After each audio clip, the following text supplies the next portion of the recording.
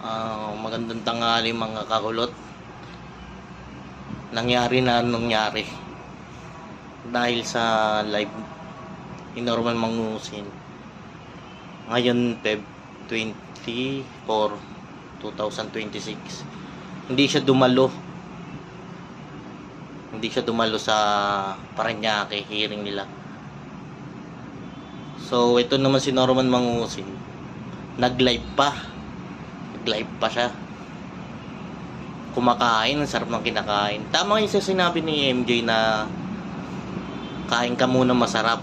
Parang ganyan yung sinabi niya, kain niya masarap, hoyo later.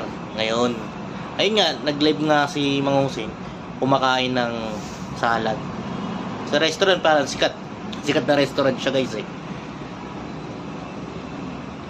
Tapos bigla may dumating na mga kapulisan natin, sangay ng gobyerno yun, mga kakulot.